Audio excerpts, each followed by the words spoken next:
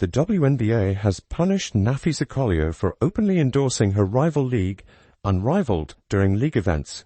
Unmatched co-founders Brianna Stewart and she are somehow in charge of WNBA contract negotiations. And so that's kind of where I'm at with this, just using it as fuel for the next time I'm playing in the W season, because it sucks to lose, and as a professional athlete, everyone feels that. Before things went totally out of control, the league eventually reacted after the public labeled it sabotage. The WNBA All-Star Draft was supposed to be a celebration, a night of good sportsmanship, and perhaps even a few entertaining events that garner media attention. VC shamelessly self-promoted in the All-Star Game Draft. Surprise, huh? Napheesa Collier had different ideas since. At a WNBA event that was broadcast on ESPN, it seemed like supporting her team, the league, or even the All-Star platform itself wasn't the top focus on national television. Not at all. She concluded that this was the ideal moment to openly promote her modest side business, which is unmatched.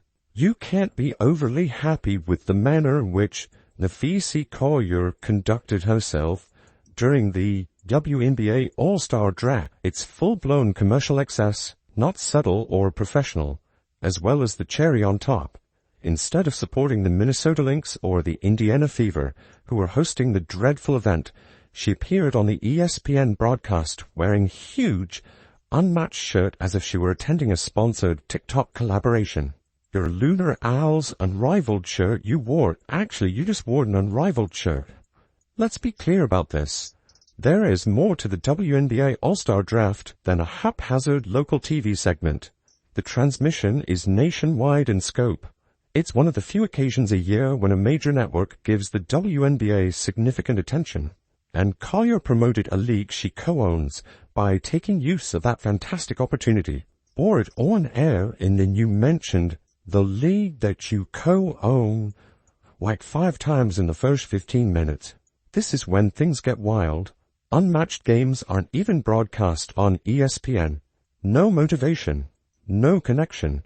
As if you were the face of disruption, you are marketing a competing product on their platform. This isn't Silicon Valley, girl.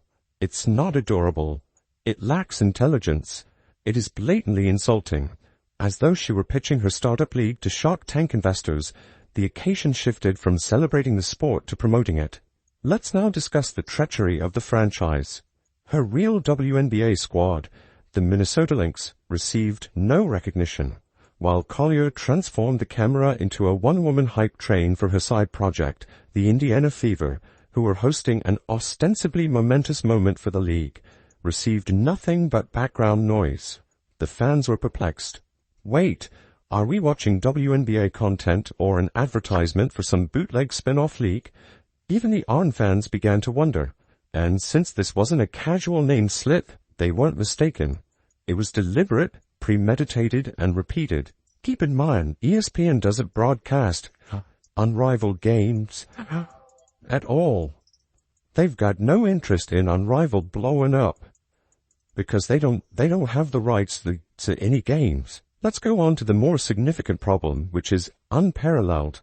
Originally started in 2023 with the intention of empowering players and advancing women's basketball, it has now grown into a major problem for the WNBA. Let's be truthful. Nobody is being empowered if you co-found a rival league and then fawn its name at formal gatherings. The very organization that provided you with your platform is being undermined by you. It's a funny irony. Collier continues to profit off the WNBA while detracting from the league that first made her important in terms of fan interest, sponsor trust, and brand value. Empowerment is not what that is. That is sabotage. Here, this is made worse by the fact that Unrivaled isn't even shown on ESPN. Collier had the gall to promote it at the WNBA's own stadium even though it makes no contribution to the WNBA environment. Consider that. You're attempting to market your own brand to the attendees at someone else's party while you're standing in their living room. Did you honestly believe that would work? This was not an unintentional error. This was a well-thought-out decision to promote a company that directly competes for gamers, viewers, and attention, all the while posing for ESPN's cameras. Perhaps bold, astute, not at all. However, if you felt it was awful, let's look at the data, because Unrivaled isn't exactly dominating the market. Only a few of its games have received over 85,000 views. Indeed, not even 6 digits. For the purpose of influence and branding, Napheesa still believed it was a good idea to take advantage of the hundreds of thousands of people who regularly watch WNBA All-Star broadcasts, light up the limelight, and destroy the reputation of her own league. And the WNBA still fills a hole because it still allows us to grow our game and to build our brand sponsorships, which a lot of people don't realize that we make most of our money off the... You choose to squander broadcast time on a new side project that isn't even demonstrating that it can last a full season while attending a nationally televised WNBA event. In sports media, unparalleled viewership seldom registers. ESPN doesn't even consider it a minor issue. You're attempting to pretend that it's some innovative thing that's worth giving up real-time visibility for the league that really provides your income. Everyone feels that way. That's why we're great, because you hate losing. So I'm kind of just using it to better myself, because you can't change the past, but hopefully I can, do a different outcome for the future. And let's not even discuss how this affects sponsors and business associates. Instead of a player who uses corporate broadcasts to promote her own league like she's operating a pop-up store, companies join up to identify with professionalism, legacy, and a polished brand. It exudes the enthusiasm of a novice startup. It informs marketers, hey, invest in us, but we might turn your airtime into a self-promotion fest for something you're not even involved in. Do you believe that gives you confidence not to be overlooked as timing? The WNBA is seeking to extend their season to 50 games in the midst of all of this. Their goal is to increase the size of club rosters. They are battling to demonstrate that they are deserving of greater funding, media attention, and deals. Napheesa Collier is on the front lines right now, demonstrating to owners and sponsors why they should be reluctant to invest any more money in this catastrophe. She's not just veering off course. When the league needs stability, she is giving the impression that it is disorganized and unprofessional. Be honest, Napheesa Collier even involved in this. Alright, why are they even involved? Thus, while players, supporters, and club owners are looking for advancement, harmony, and long-term agreements, Napheesa Collier is out there utilizing a national platform to promote her brand, her agenda, and her side league, all the while pretending to be a devoted WNBA ambassador. She isn't. She lacks loyalty. She isn't being helpful, and she isn't subtle. This was not an avant-garde attempt to upend the established quo. It was a careless, ego-driven choice that revealed all the flaws in her priorities. She wasn't speaking on behalf of the league. She wasn't acting on behalf of her group. She utilized a nationally broadcast league-sponsored occasion to promote her brand, side project, and personal interests, as though the WNBA was only another step towards her aspirations to launch her own business. For a moment, consider the scenario in which Tom Brady entered the NFL's CBA negotiations with the words, "Don't worry guys, I got this."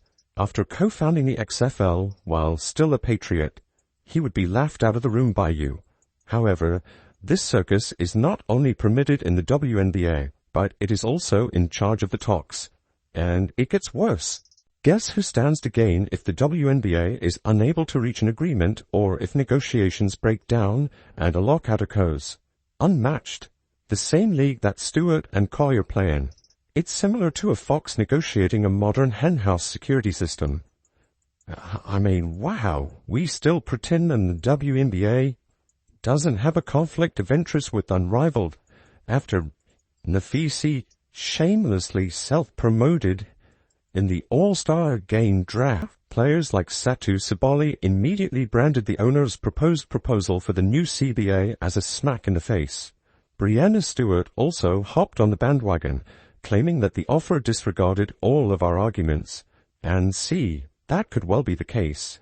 However, you have to wonder why the folks who are yelling the loudest are also the ones who stand to benefit the most from a complete breakdown in negotiations.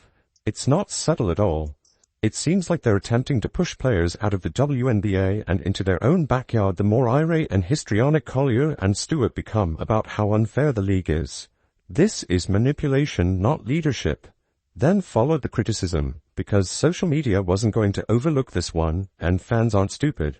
The internet erupted in support of Collier following her little all-star prank in which she transformed ESPN into a glorified, unmatched advertisement.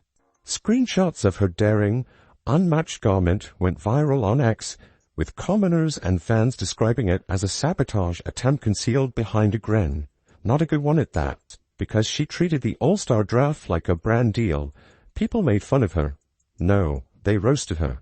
Some mockingly inquired as to whether she intended to give out a promo code during the player announcements or sell unmatched jerseys during halftime. Furthermore, it wouldn't have been shocking if she had a QR code on her back that connected to an unmatched merchandise store given the speed at which she was moving. It became so out of line that way. Some didn't even try to make jokes. They labeled her entitled, unprofessional, and downright business illiterate, which is exactly how she was behaving, by likening her action to burning her employment offer during the interview. One admirer hit the mark, and it was precisely that. She wasn't only harming her own reputation, she was criticizing the WNBA as a whole. The same thing was being said by media personalities, seasoned athletes, and even impartial voices.